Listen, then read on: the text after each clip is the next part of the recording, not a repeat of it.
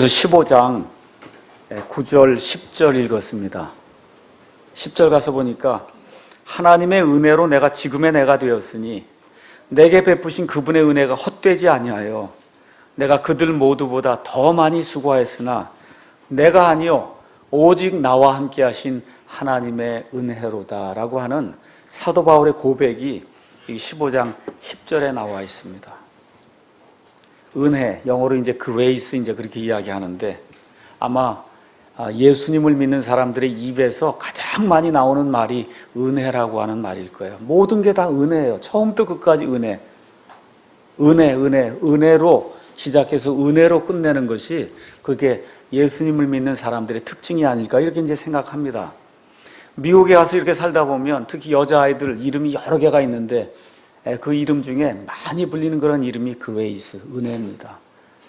우리 아이들 셋이 다 딸인데 이런 이름을 이제 붙여주지 못했어요. 아마 손녀를 좀 낳으면 손녀 중에 하나는 이름을 그레이스로 해야 되겠다 이런 생각을 좀 하고 있습니다. 성경 전체 가서 보니까 그레이스라고 하는 이 단어, 은혜라고 하는 단어가 성경에 170번 나옵니다. 창세기 6장 8절에 하나님께서 온 세상에 살던 모든 사람들을 다 멸망 가운데 이끄실 때 오직 노아는 하나님의 눈에 은혜를 입었더라. 그 홍수 속에서 모든 사람들이 죽어가는 가운데 하나님께서 그에게 거저 선물을 베풀어주신 그 사실을 은혜라고 이야기하고 있어요. 성경을 마무리하면서 계시록 22장 21절 성경의 맨 마지막 절에도 우리 주 예수 그리스도의 은혜가 너희와 함께 있기를 원하노라. 아멘. 이렇게 되면서 성경이 끝이 나고 있습니다. 그래서 은혜가 어디에 나오는가 제가 가서 성경을 찾아봤더니 복음서에는 많이 나오지 않습니다. 누가복음에 1번, 요한복음에 4번, 그리고 사도행전에 10번, 그리고 사도 바울의 서신서에 99번이 나와요. 그러니까 성경에 나오는 총 170회 가운데 사도 바울이 99회 은혜라고 하는 그런 말을 쓴 것을 우리가 성경을 통해서 알 수가 있습니다. 다시 말씀드려 사도 바울은 은혜의 사도요. 은혜를 분명히 확실하게 체험한 그런 사람이기 때문에 그래서 그의 서신서를 보면 처음부터 끝까지 은혜 하고 사도 바울이 외치고 있는 겁니다.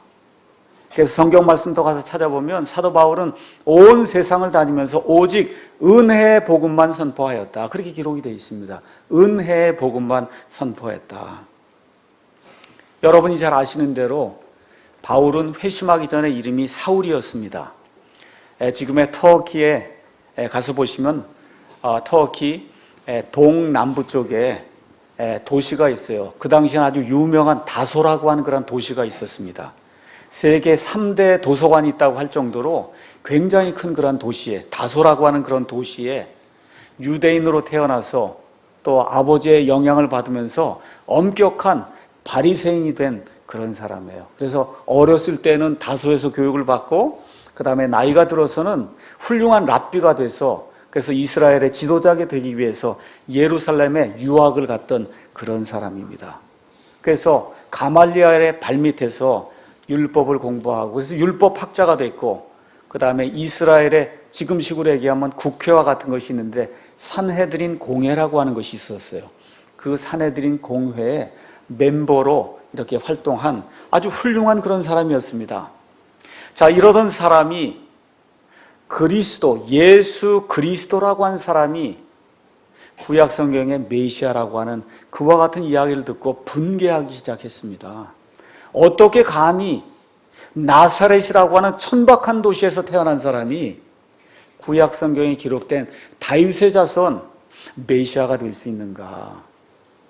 그래서 예수님 믿는 사람들을 잡아 죽이는 그 일에 혈안이 돼서 그래서 그 사람들을 죽이는 일을 전문적으로 하는 그와 같은 사람이 되고 말았습니다. 그래서 사도행전 7장에 가서 보시면 유대인들이 스데반의 그 말을 거부하고 스데반을 죽이는 그와 같은 악한 일을 할 때 여기 사울이라고 한 사람이 그 죽이는 사람들의 옷을 맡아주고 또 그 죽이는 일에 동의했다고 사도행전 8장 1절이 우리에게 이야기를 해주고 있습니다.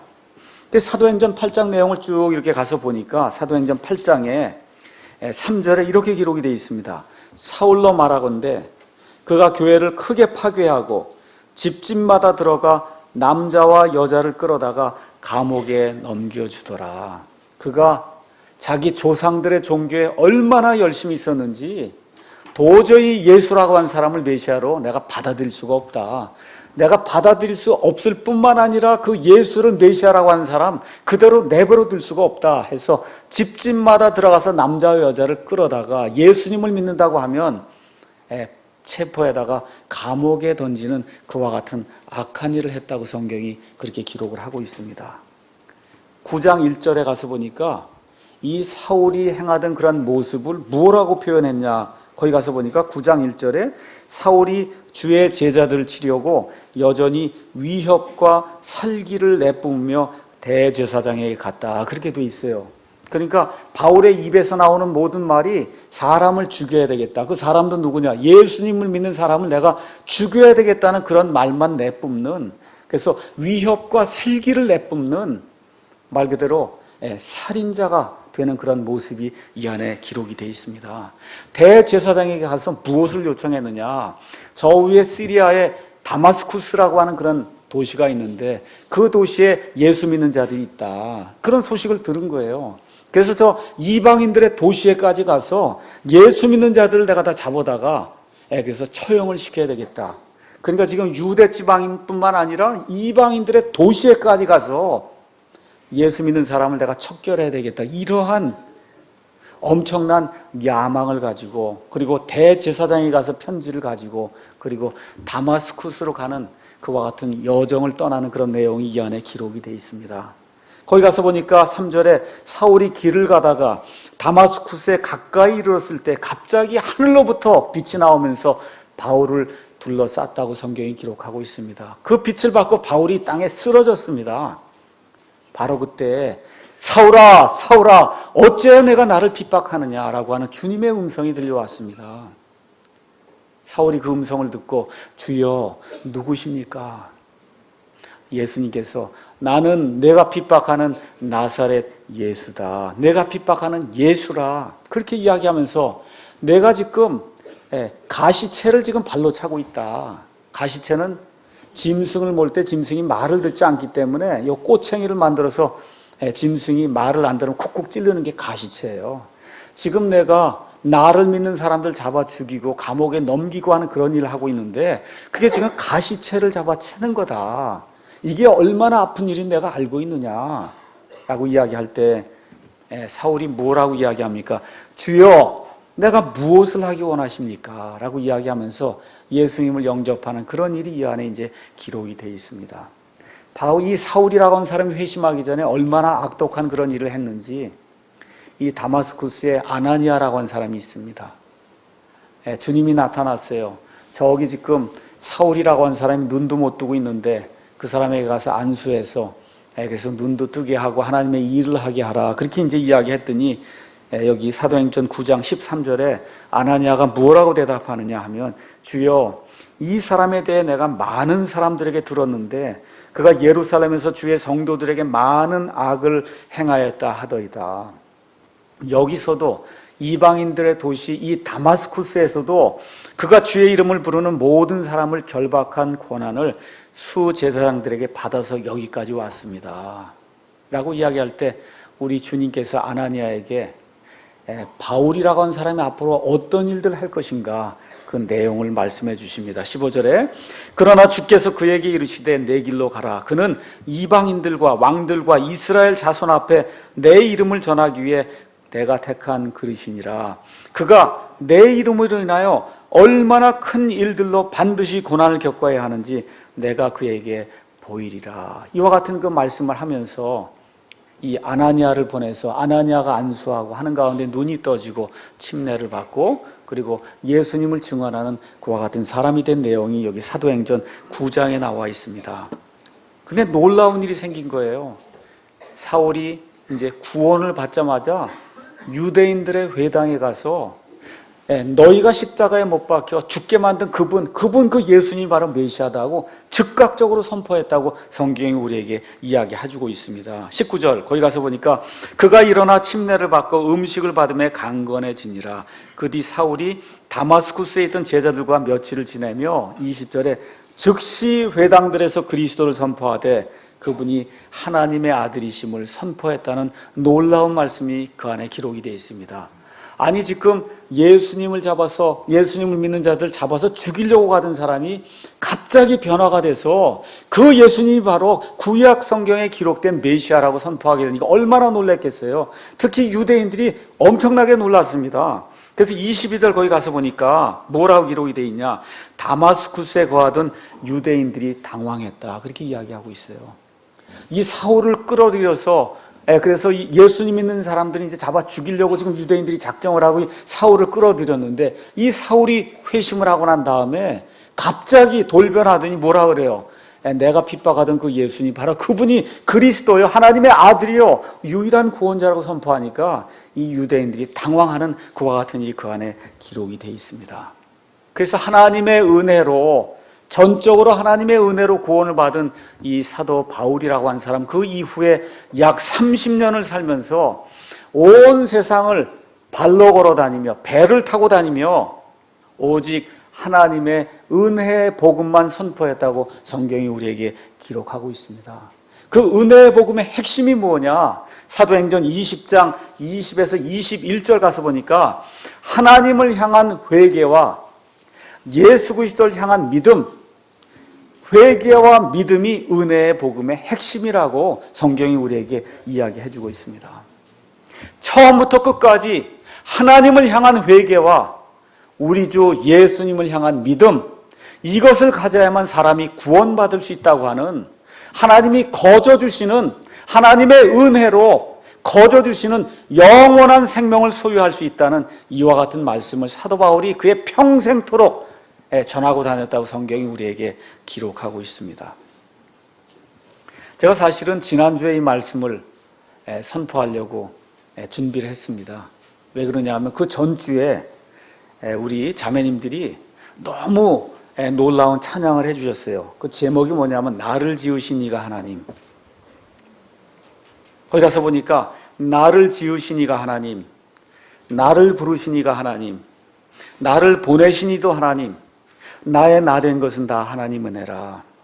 나의 달려갈 길 다 가도록, 나의 마지막 호흡 다 하도록 나로 하여금 십자가 품게 하시니 나의 나 된 것은 다 하나님 은혜라. 한량없는 은혜, 갚을 길 없는 은혜, 내 삶을 에워싸는 하나님의 은혜, 나 주저함 없이 그 땅을 밟음도 나를 붙드시는 하나님의 은혜라고 하는 놀라운 것과 같은 찬양을 우리에게 전달해 주셨어요. 그 찬양을 듣고는 하나님의 은혜에 대해서 한번 설교를 해야 되겠다 이런 마음을 가지고 오늘은 하나님의 은혜의 의미라고 하는 그런 제목을 가지고 사도 바울에게 하나님이 주신 그 은혜, 지금 저와 여러분이 21세기에 지금 이 시간에 받고 있는 그 하나님의 은혜, 그 은혜가 무엇인가, 그 은혜의 본질에 대해서 생각해보는 그런 시간을 갖도록 하겠습니다. 우리가 오늘 고린도전서 15장 말씀을 읽었습니다. 여러분이 잘 아시는 대로 고린도전서 15장은 성경의 부활장으로 알려져 있습니다. 고린도 교회 성도들 가운데 이 이방 사람들의 이야기를 자꾸 듣다 보니까 부활의 소망을 잃어버린 그런 성도들이 생겨나기 시작했습니다. 우리 지금 이 시간에 예수님을 믿는데 부활의 소망이 없다. 그럼 사도 바울의 그 표현대로 따르면 이 세상에서 가장 비참한 자예요. 그런데 고린도 교회 안에는 구원 받았음에도 불구하고 부활이 없다고 믿는 그와 같은 사람들이 생겨났어요. 그래서 바울이 이 문제를 해결하기 위해서 자그마치 58절을 할애해서 성경의 부활이 무엇인가를 설명을 해주고 있습니다. 그래서 바울이 여기 15장 1절 2절 가서 보니까 또한 형제들아 내가 너희에게 선포한 복음을 너희에게 밝히 알리노니 너희 역시 그 복음을 받았으며 또 그 가운데 서 있느니라. 내가 너희에게 복음을 선포했다. 그 이야기를 하면서 2절에 너희가 만일 내가 너희에게 선포한 것을 기억하고 헛되이 믿지 아니하였으면 또한 그 복음으로 구원을 받았느니라. 지금 고린도 교회 성도들에게 너희가 구원 받았냐? 그거 먼저 확신을 가져야 된다 이야기하고 있습니다. 뭐라고 이야기했냐? 내가 너희에게 은혜의 복음을 선포했다는 겁니다. 이 은혜의 복음을 내가 너희에게 선포했는데 너희가 그것을 헛되이 받아들이지 않았으면 그럼 너희가 그 복음으로 구원을 받았다 그렇게 이야기하고 있어요. 가서 보니까 로마서 1장 16절 17절에 내가 그리스도의 복음을 부끄러워하지 아니하노니 이는 그 복음이 믿는 모든 자를 구원에 이르게 하시는 하나님의 권능이 되기 때문이라. 먼저는 유대인에게요 또 그리스인에게로다. 복음에는 하나님의 의가 믿음에서 믿음까지 계시되어 있나니 이것은 의인은 믿음으로 살리라 함과 같으니라. 믿는 모든 자를 살리는 하나님의 권능이 바로 이 복음이다 그렇게 이야기하고 있습니다. 하나님을 향한 회개, 우리 주 예수 그리스도를 향한 그 믿음, 이 두 가지를 갖게 될 때 하나님의 권능으로 사람이 구원받는다는 그런 사실을 지금 바울이 이야기하고 있습니다. 그러면서 다시 한번 내가 너희에게 고린도 교회 너희 성도들에게 가서 다른 것 하지 않았다. 하나님의 은혜의 복음을 선포했다. 사람이 이 은혜의 복음을 헛되이 받아들이면 그럼 소용이 없다는 거예요. 헛되이 받아들인다고 하는 얘기는 교회에 그냥 나오기만 하고 이게 도대체 뭔지 알지 못하고 주일 성수하고 헌금하고 이런 방식으로 나오는 게 헛되이 나오는 거예요. 이렇게 나오는 것 말고 이 성경이 무엇라고 이야기하는가? 복음의 핵심이 무엇인가? 하나님의 은혜가 무엇인가? 예수 그리스도가 어떤 분이신가? 영원한 생명이 무엇인가? 이거를 정확히 이해하고 헛되이 믿지 아니하였으면 너희가 분명히 이 하나님의 복음의 말씀으로 구원을 받았다. 그렇게 지금 이야기를 하고 있습니다. 그러면서 구원의 핵심이 되는 이 복음이 뭐냐? 여기 3절, 4절 가서 보니까 성경 기록대로 우리 예수님께서 우리의 죄들로 인하여 죽으시고 묻히시고 성경 기록대로 사흘 만에 다시 살아나신 것, 바로 이것이 복음의 핵심이다 그렇게 이야기하고 있습니다. 성경 기록대로 우리 예수님께서 우리의 죄들로 인하여 죽으셨다가 묻히셨다가 하나님의 권능에 의해서 이 무덤 가운데서 다시 일어나신 이 사실이 복음의 핵심이다. 지금 그렇게 이야기하고 있는 겁니다. 그러면서 예수님께서 이 부활하신 그 사실을 우리 예수님께서 친히 여러 사람들에게 나타나셔서 내가 부활했다고 하는 그런 사실을 확증을 시켜주었다고 지금 바울이 이야기하고 있습니다. 첫째 누구에게 나타났느냐? 거기 가서 보니까 게바 베드로에게 먼저 나타나셨다는 겁니다. 요한에게 나타나셨습니다. 12 제자에게 나타나셨습니다. 예수님의 이복 형제가 되는 야고보에게 나타나셨습니다. 그 외에 500의 형제에게 한 번에 예수님께서 나타나셨는데 그 500명의 그 형제들 가운데 다수가 지금 이 시간까지 살아서 남아있다. 그 이야기를 하면서 바울이 맨 마지막에 나같이 부족한 하나님을 모독하고 하나님의 교회를 핍박하고 예수님 믿는 자들을 잡아서 감옥에 가두기까지 하던 신성 모독하던 나 같은 자에게까지 이 예수님께서 다마스코스 그 도상에서 나에게 나타나셨다 하는 그런 내용을 지금 여기서 이야기하고 있는 겁니다. 그래서 바울이 뭐라고 이야기하느냐? 사도들이 여럿 있지만 그 사도들 가운데 나는 가장 작은 자다 그렇게 이야기하고 있어요. 왜 그렇습니까? 나머지 사도들은 예수님이 이 땅에 있으시면서 3년 반 동안 공생애를 하는 동안에 예수님을 처음부터 쫓아다니면서 그들의 삶을 내놓고 예수님을 믿은 그런 사람인데 나는 그들을 쫓아갈 그런 능력이 안 된다는 거죠. 예수님을 핍박하던 사람이라는 거예요. 그래서 자기 자신을 가리켜 나는 사도들 가운데 가장 작은 부끄러운 사람이다. 지금 바울이 그렇게 고백을 하고 있습니다. 지금식으로 얘기하면 나는 모태신앙 가진 사람이 아니라는 거예요. 이 안에 예수님 믿는 사람이 많이 있습니다. 어떤 사람 어머니 태에서부터 교회를 다닌 사람이 있어요. 그렇죠? 어떤 사람은 1살, 2살부터 교회를 다닌 그런 사람이 있는데 나는 그런 사람이 아니라고 지금 바울이 이야기를 하고 있는 거예요. 어려서부터 예수님을 믿는 그런 가정에 태어나서 그래서 특별히 어떤 큰 죄악을 짓지 않고 그리고 예수님을 믿은 그런 사람이 나는 아니다. 내가 어떤 사람이냐? 제가 아까 말씀드린 대로 젊어서 유대교에 심취해서 그래서 예수님 믿는 자들을 잡아 죽이기까지 한 악독한 그런 죄악을 저질른 신성 모독하던 그런 사람이다. 지금 바울이 그렇게 이야기하고 있는 거예요. 근데 무엇이 은혜냐 하면 바로 그런 사람에게 우리 주님이 나타나셨다는 겁니다. 도저히 이해할 수 없는 그런 일이 나타났다는 거예요. 내가 그렇게 핍박하고 내가 그렇게 신성 모독하던 그 예수님이 나에게 나타나셨다는 거예요. 이게 지금 얼마나 큰 은혜냐 지금 사도 바울이 지금 그렇게 이야기하는 겁니다. 내가 찾아간 것이 아니고 하나님이 나를 찾아주셨다는 겁니다. 시편 8편 3절 4절 가서 보니까 다윗이 양을 치다가 밤에 저 하늘에 있는 별들 보니까 별들이 엄청나게 큰 겁니다. 다윗이 무엇라고 고백해요? 저 하늘에 있는 저 해와 달과 별들, 그렇죠? 예, 사람이 무엇이기에 하나님께서 저런 것들 다 제쳐두시고 저렇게 엄청나게 큰 태양이니 달이니 그 수많은 그런 별들 다 제쳐두시고 사람이 무엇이기에 하나님께서 사람을 하나님의 마음속에 두시고 사람의 아들이 무엇이기에 하나님이 그를 직접 찾아오십니까? 우리 하나님은 사람을 찾아오시는 하나님이다. 사람을 찾아주시는 그게 은혜라고 지금 바울이 이야기하고 있는 거예요. 저와 여러분이 받는 가장 큰 은혜는 우리의 이 미천함에도 불구하고 우리의 죄에도 불구하고 하나님이 우리를 찾아주신다는 겁니다. 하나님이 우리를 찾아주신다는 거예요.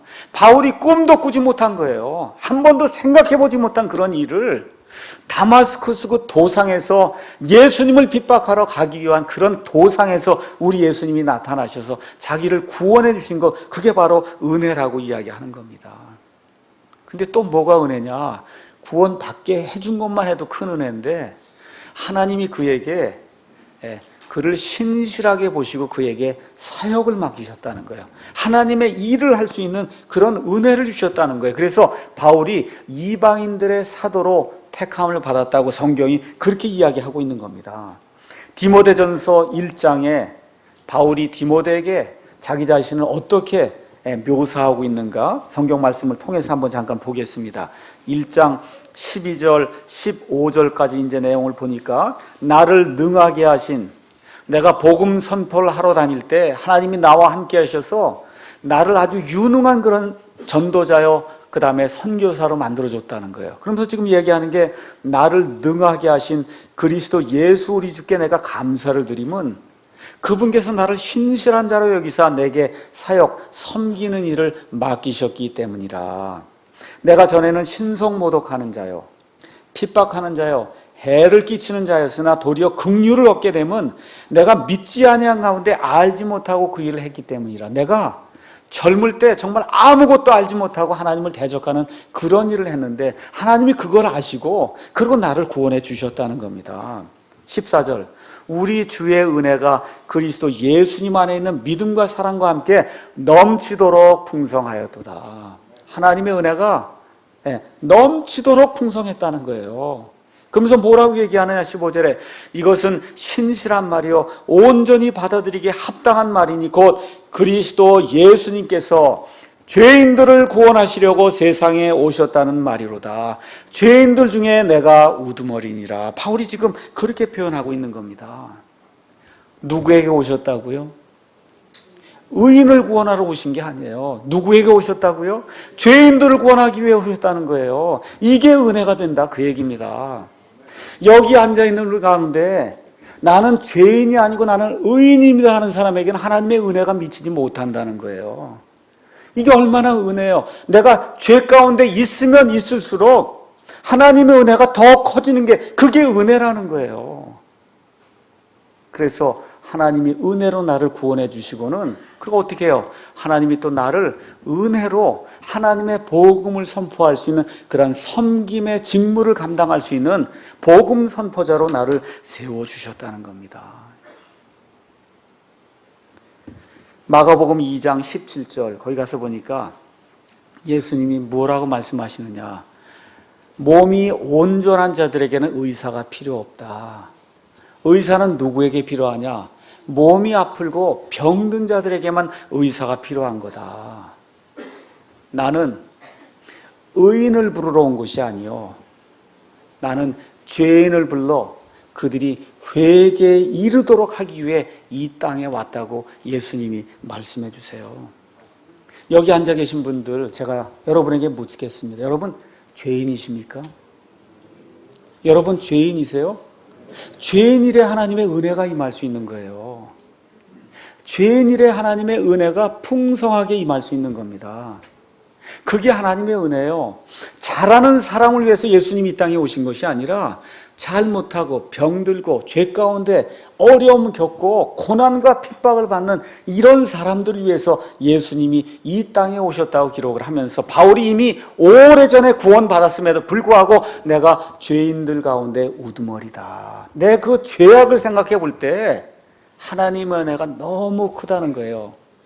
이 사실을 느끼는 사람이 하나님 안에서 성숙한 그런 그리스도인이라고 성경이 우리에게 이야기해 주고 있는 겁니다.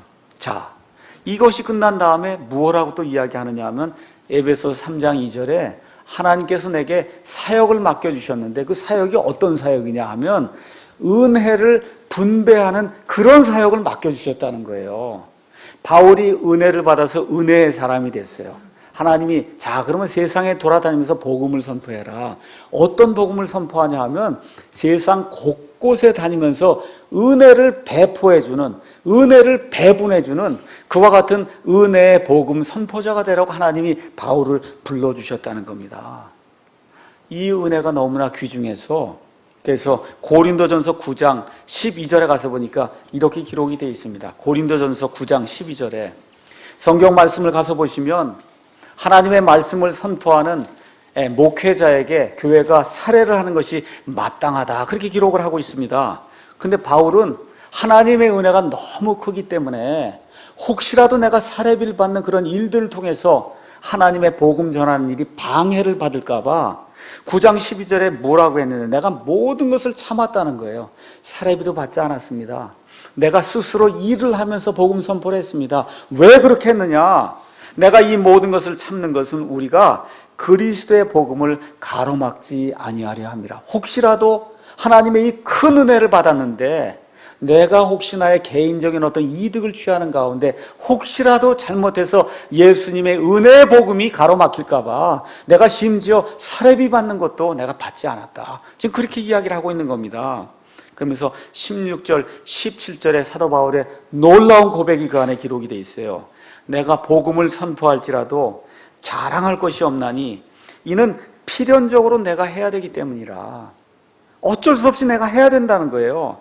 만일 내가 복음을 선포하지 아니하면 참으로 내게 화가 있으리로다. 여기 앉아서도 복음 선포해야 되고 서서도 복음 선포해야 되고 길을 걸어 다니면서도 복음을 선포해야 되고 배 타고 다니면서 복음 선포해야 된다. 왜 그래요? 필연성이 내 위에 놓여 있다는 겁니다. 17절에 내가 자원하여 이 일을 하면 보상을 얻으려니와 내 뜻에 반하여 할지라도. 이건 무슨 얘기예요? 몸이 지치고 어렵고 어떨 때는 하기 싫은 때가 있다는 거예요. 그럴 때 그게 뭐예요? 내 뜻에 반해서라도 해야 되는 거거든요. 왜 그렇게 해야 되느냐? 복음의 분배 사역을 하나님이 내게 줬기 때문에, 그래서 내가 그 일을 하고 있다는 엄청난 것과 같은 선포를 그 안에 이제 하고 있는 겁니다. 이러한 말씀을 보면서 우리는 과연 어떤 상태에 있는가, 우리의 상태를 한번 점검해보는 그런 시간을 가졌으면 좋을 것 같습니다. 베드로전서 4장 10절에 있는 말씀 한번 잠깐 살펴보겠습니다. 베드로전서 4장 10절입니다. 4장 10절에 가서 보니까 각 사람이 선물을 받은 대로 하나님의 여러 가지 은혜를 맡은 선한 청지기로서 서로 그 선물을 써서 섬기라, 이렇게 기록이 되어 있습니다. 하나님께서 우리 모두에게 여러 가지 은혜를 주셨다는 거예요. 여러 가지 선물과 여러 가지 은혜를 주셔서 우리가 청지기로서, 청지기는 하나님에게서 받은 것을 하나님이 원하는 대로 분배하는 그런 일을 하는 사람이 청지기지, 하나님이 그에게 맡겨준 게 그게 그 사람의 것이 아니거든요. 하나님이 저와 여러분에게 여러 가지 은혜를 맡겨주셨다는 거예요. 어떤 은혜를 맡겨주셨냐 하면, 하나님께서 우리에게 하나님이 보존해 주신 하나님의 완전한 성경책 킹 제임스 성경이 있다는 것을 알게 해주신 그런 은혜를 베풀어 주셨어요. 맞습니까 여러분? 없음이 한 구절도 없는, 빠진 데가 한 구절도 없는, 하나님의 입에서 나온 모든 단어가 완벽하게 보존이 되어 있는 하나님의 말씀을 알 수 있는 은혜를 우리에게 허락해 주셨어요. 여러분, 그거 은혜입니까? 예, 은혜예요. 가장 큰 은혜입니다. 또 어떤 은혜를 허락해 주셨어요? 하나님께서 이 성경책을 가지고 신약 성경에 기록이 되어 있는 대로 우리의 양심에 거침이 되지 않는 그런 방향대로 우리가 여기 모여서 예수님께서 말씀하신, 내가 이 반석 위에 내 교회를 세우리라고 말씀하신 그 예수님의 내 교회, 예수님이 원하시는 그 신약 교회를 할 수 있는 그런 은혜를 우리에게 베풀어 주셨습니까? 맞습니까 여러분? 그게 큰 은혜 아닙니까? 그런 은혜를 우리에게 맡겨주셨어요. 또 하나님이 우리에게 많은 자녀들을 주셨습니다. 이 자녀들을 바로 양육할 수 있는 그러한 기회를 우리에게 주신 것, 그것도 하나님의 커다란 은혜입니다. 또 어떤 은혜를 주셨냐? 이런 은혜를 받은 그 이후에 이런 은혜를 온 세상에 선포할 수 있는 미디어 선교 사역을 할 수 있는 그런 은혜를 우리에게 또 허락해 주신 거예요. 맞습니까? 요 근래에 미국에서 많은 소식들이 들어옵니다. 그러면서 뭐라고 이야기하느냐? 외국에서 우리의 미디어 선교 사역이 없으면 어떻게 이런 말씀을 들을 수 있습니까? 한국에서는 다니면서 들을 수 있지만 외국에서 어떻게 들을 수 있습니까? 여기 하와이에서 한 형제자매님이 나와 있어요. 오랫동안 교회를 다녔지만 교회가 부패해서 도저히 하나님의 말씀을 들을 수 없는 가운데 어떻게 사랑침례교회 이런 미디어 선교 사역을 알게 되고, 그것을 알게 된 이후에 목사가 없어도 신약교회를 해야 되겠다는 그런 꿈을 갖게 됐다는 겁니다. 얼마나 큰 은혜입니까? 그렇지 않습니까? 또 하나, 하나님이 어떠한 은혜를 우리에게 주시냐? 이 소래 예배당을 우리에게 허락해 주시고 이 예배당을 우리 후손들에게 넘겨줄 수 있는 그와 같은 은혜를 또 허락해 주셨어요. 하나님이 원하시면 이것보다 더 큰 그런 예배당 허락해 주시고 정말 더 크게 미디어 선교 사역을 할 수 있는 그와 같은 장소와 재물을 허락해 주실 줄로 믿습니다.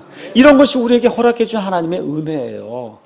우리가 이것을 청지기로 알고 이 모든 은혜를 가지고, 그리고 이 은혜를 분배할 수 있는 그러한 사역을 감당해야 된다. 성경이 그렇게 이야기하고 있는 겁니다. 자, 은혜에 대해서 여러 가지 이야기를 했습니다. 은혜에 대한 정의를 잠깐 내리도록 하겠습니다. 은혜는 하나님이 우리에게 베풀어 주신 호의예요. 호의. 그래서 한마디로 이야기하면 받을 자격이 없는 그런 자에게. 그래서 한번 사도 바울을 생각해 보세요. 저와 여러분을 생각하면 그게 잘 이해가 안 될 수 있습니다. 자, 예수님을 핍박하던 자예요. 극심하게 핍박하던 자예요. 심지어 예수님 믿는 사람들 죽이던 자예요. 예수님을 한 번도 찾아본 적이 없습니다. 근데 예수님이 그에게 나타나신 거예요. 이게 은혜지 않습니까? 사도 바울이 그 은혜를 받을 자격이 있습니까? 없습니까? 없어요. 은혜를 받을 자격이 없는 자에게 하나님이 거저 베풀어 주시는 그 선물이 은혜다. 바울에게 하나님이 돈 받았어요? 주일 성수하라 그랬어요? 어머니 모태에서부터 믿으라 그랬어요? 아니에요. 그런 거 전혀 없습니다. 11조 하라 그랬습니까? 아니에요. 헌금 많이 하라 그랬어요? 아닙니다.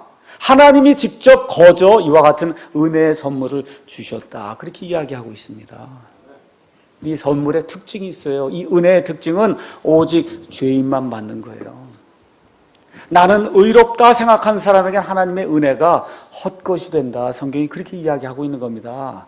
정말 내가 죄인이고 이대로 죽으면 지옥 불 속에 갈 수밖에 없는 그와 같은 악한 사람이다라고 하는 걸 인정하는 그 사람에게만 하나님의 은혜가 주어진다. 성경이 그렇게 이야기하고, 더 놀라운 것은 내가 죄인이라고 하는 그 사실을 깊이 느끼면 느낄수록 그 은혜가 점점 더 풍성해진다는 거예요. 그래서 어떤 일이 생기느냐 하면 그 은혜가 풍성함을 느끼는 게 많으면 많을수록 하나님을 더 많이 섬기는 그런 은혜가 또 부어진다는 겁니다. 그래서 제가 여러 사람들에게 이런저런 얘기하지 않습니다. 왜 그러냐? 은혜를 느꼈으면 본인이 알아서 하게 돼 있어요.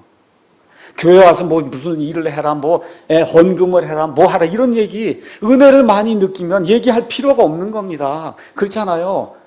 은혜를 느끼지 못하니까 그 채찍질을 하는 거거든요. 하나님의 은혜로우심을 맛보았으면 스스로 알아서 하나님의 일들을 할 수밖에 없는 그런 상황이 된다는 겁니다.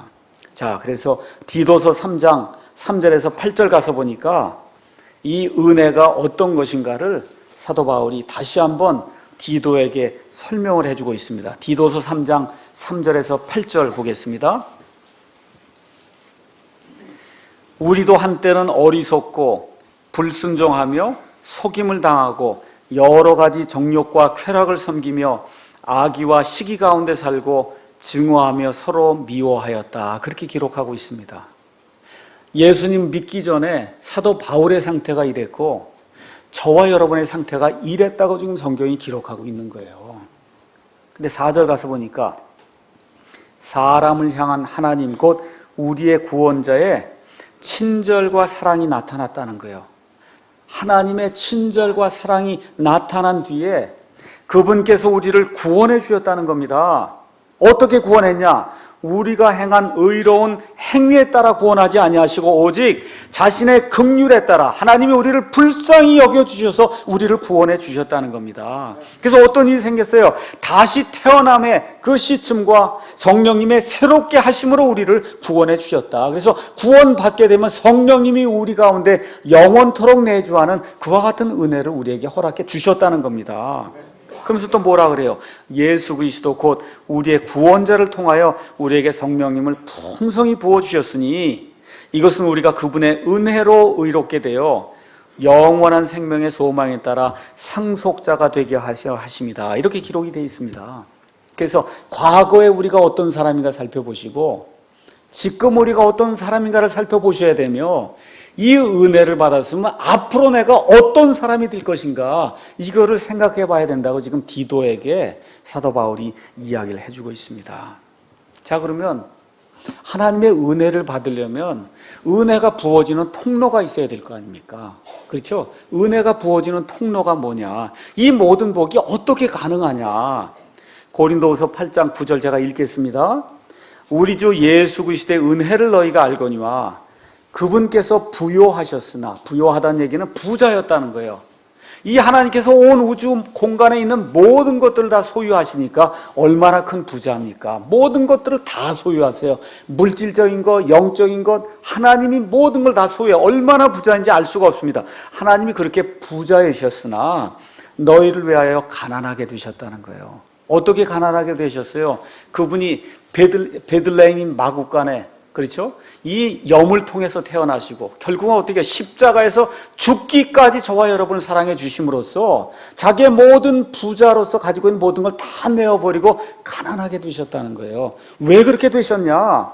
자신의 가난으로 말미암아 너희를 부유하게 하려 하심이라. 그러니까 저와 여러분이 이런 은혜를 받아서 그래서 하나님의 부요함을 누릴 수 있는 그런 자가 된 것은 예수님이 가난해졌기 때문이라는 거예요. 예수님이 십자가에서 죽기까지 모욕과 멸시를 당했기 때문이라는 겁니다. 그 십자가에서 예수님이 피를 흘리고 죽기까지 저와 여러분을 사랑해 주셨기 때문에 그래서 저와 여러분이 이런 은혜를 받고 하나님의 이 놀라운 부요함에 참여하는 자가 됐다. 성경이 그렇게 이야기하고 있는 겁니다. 그래서 다시 말씀드려 은혜는 어떻게 정의를 내릴 수 있냐? 예수 그리스도의 희생으로 말미암아 얻은 하나님의 부요함이다. 그렇게 이야기할 수 있는 거예요. 그러니까 예수님이 은혜의 통로예요. 그거 외에는 통로가 없습니다. 하나님이 우리에게 은혜를 부어주시는 유일한 통로는 예수님이에요. 그 예수님 때문에 저와 여러분이 하나님의 상속 유업에 참여하는 그런 자가 돼서 예수님과 더불어 공동 상속자가 되는 그러한 복을 하나님이 우리에게 허락해 주셨다. 이것이 은혜다. 그렇게 이야기하는 겁니다. 그래서 로마서 5장 6절 8절 가서 보니까 우리가 힘이 없을 때 연약해서 아무것도 할 수 없을 때, 심지어 우리가 죄인이었을 때 하나님께서 예수 그리스도 우리에게 보내주셔서 우리를 구원하도록 그렇게 만들어 주셨다는 겁니다. 이 예수님이 완벽한 희생 예물이 돼서, 그래서 하나님께 영원토록 단 한 번, 단번 속죄 희생물을 드리게 될 때 우리 아버지 하나님께서 그 아들의 희생물을 보시고 흡족해 하셨다는 거예요. 흡족해 하셔서, 그래서 더 이상 죄로 인해서 다른 희생물이 필요 없도록 하나님이 만들어 주신 거예요. 그래서 오직 예수님의 은혜를 통해서만 우리가 하나님의 부요함에 참여할 수 있다. 성경이 그렇게 이야기하고 있습니다. 자, 그러면 하나님의 은혜를 받은 이 사람들의 최종 목표가 뭐냐? 은혜를 받았어요. 지금 은혜로 살고 있습니다. 앞으로 뭐가 될 거냐 이거예요. 그게 최종 목표가 있어야 되는데 그 은혜의 최종 목표가 뭐냐? 요한계시록 21장 1절 가서 보니까 이렇게 기록이 되어 있습니다. 요한계시록 21장 1절, 내가 새 하늘과 새 땅을 보았으니 이는 처음 하늘과 처음 땅이 사라졌고 바다도 다시는 있지 아니하였기 때문이더라. 저와 여러분이 지금 살고 있는 이 땅은 성경의 기록에 따르면 옛 땅이요, 우리가 지금 저거 보고 있는 저 하늘은 옛 하늘이에요. 이 모든 것이 하나님의 손길에 의해서 완전히 다시 변화가 되면서 새 하늘과 새 땅이 임해서 모든 것이 새롭게 되는 그런 때가 임한다고 성경이 이야기하고 있습니다. 여기 가서 보니까 뭐라고 기록이 되어 있냐? 5절에 왕좌에 앉으신 분께서 이르시되 보라 내가 모든 것을 새롭게 하느라. 모든 것은 말 그대로 모든 거예요. 온 우주 공간에 있는 모든 것을 우리 하나님이 새롭게 하시는 그런 때가 있다고 성경이 이야기하고 있는 겁니다. 다시 말씀드려, 영원토록 살 수 있는 그런 미래의 영원이 우리를 향해서 지금 다가오고 있다는 겁니다. 그런데 죄와 부패와 사망을 겪는 자들, 썩는 몸을 가진 자들은 거기에 들어갈 수 없다고 성경이 이야기하는 거예요. 고린도전서 15장 50절에 가서 보니까 이 살과 피는 하나님의 왕국을 상속료으로 받을 수 없다. 이 썩는 것은, 썩지 않는 것을 상속료으로 받을 수 없다는 겁니다. 그래서 하나님이 우리에게 무엇을 주세요? 영원토록 썩지 않는 몸을 주신다는 거예요. 그걸 어떻게 주세요? 은혜로 주신다는 거예요. 그걸 은혜로 주신다. 그래서 저와 여러분이 썩지 않는 몸을 가지고 썩지 않는 왕국에서 이 예수 그리스도와 함께 영원토록 모든 것을 통치할 수 있는 이와 같은 자격을 주셔서, 그래서 우리가 궁극적으로 하나님의 본성에 참여하는 자가 되는 것, 하나님의 본성에 참여하는 자가 돼. 이것이 하나님의 은혜의 최종 목표라고 그렇게 이야기를 하고 있는 겁니다. 그래서 우리에게 하나님이 은혜를 주시는데 어떤 은혜를 주시냐? 예수님 재림하기 전에 죽으면 우리가 부활하는 그런 은혜를 주시고, 예수님 재림하실 때 우리가 살아남아 있으면 공중으로 채워 올라가는 그런 은혜를 주신다는 거예요. 이 부활과 휴거를 통해서 이 썩을 몸이 썩지 않는 그런 몸으로, 영화로운 몸으로 순식간에 변하는 그와 같은 은혜를 저와 여러분에게 주신다는 겁니다. 마귀의 눈에는 지금 저와 여러분이 다 찌질이로 보여요. 마귀의 눈에 그렇습니다. 왜 찌질해요? 죽어요. 다 죽지 않습니까? 이번에도 어떤 사람이 지금 죽었는데 보니까 구더기가 다 파먹었다, 그렇게 이야기하지 않아요? 구더기가. 그 많은 돈이 무슨 소용이 있어요? 그 많은 돈이 다 휴지 조각 아니에요?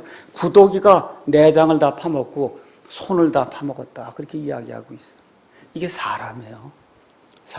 사람입니다.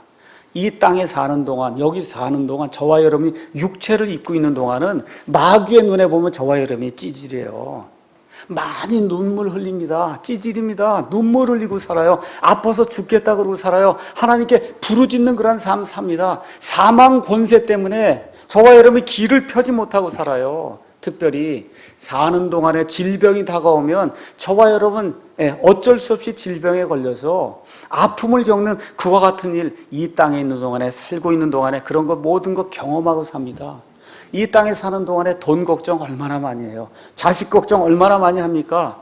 심지어 어디 가서 예배 드려야 될까요? 교회 걱정. 그렇죠? 예배도 좀 바르게 드려야 될 텐데 예배를 어떻게 드려야 될까요?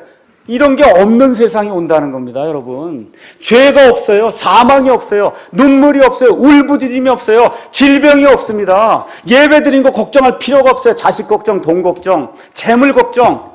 이런 거 하지 않는 그런 세상이 우리에게 온다는 거예요. 이런 것을 주시는 그런 하나님, 그 하나님의 그 은혜의 최종 목표가 그와 같은 썩지 않는 왕국을 차지해서 그 왕국에서 예수님과 함께 공동 상속자가 되는 그와 같은 은혜를 주신다. 성경이 그렇게 이야기하고 있는 겁니다. 이것이 바로 하나님의 은혜다. 그래서 오늘 고린도전서 15장 10절을 제가 다시 한번 읽어보겠습니다. 하나님의 은혜로 내가 지금의 내가 되었으니 내게 베푸신 그분의 은혜가 헛되지 아니하여 내가 그들 모두보다 더 많이 수고하였으나 내가 아니요 오직 하나님의 은혜로다. 여러분, 하나님의 은혜가 무엇인지 아십니까? 하나님의 은혜를 받아들이셨습니까? 하나님이 주신다고 해도 안 받겠다 그러면 하나님의 은혜가 안 되는 겁니다. 하나님이 예수님을 보내주셨어요. 그분이 모든 사람의 모든 죄를 완전히 제거하셨습니다. 그럼에도 불구하고 그 은혜를 받아들이지 않으면 내 은혜가 되지 않는다고 성경이 이야기하고 있는 겁니다. 예수님만이 유일한 구원자심을 여러분 고백하고 있습니까? 그분만이 은혜의 유일한 통로라고 한 사실을 알고 있습니까? 이러한 고백이 있게 될 때 여기 나와 있는 말씀대로 하나님의 은혜로 내가 지금의 내가 되었으니 내게 베푸신 그분의 은혜가 헛되지 아니하여 내가 그들 모두보다 더 많이 수고했지만 내가 아니요 오직 하나님의 은혜로다. 이런 고백을 저와 여러분이 할 수 있는 겁니다. 이번 한 주간 사시면서 내가 아니요 오직 하나님의 은혜로다라고 하는 그런 고백이 우리 삶 속에서 풍성히 나오기를 예수님의 이름으로 축원합니다. 기도하겠습니다.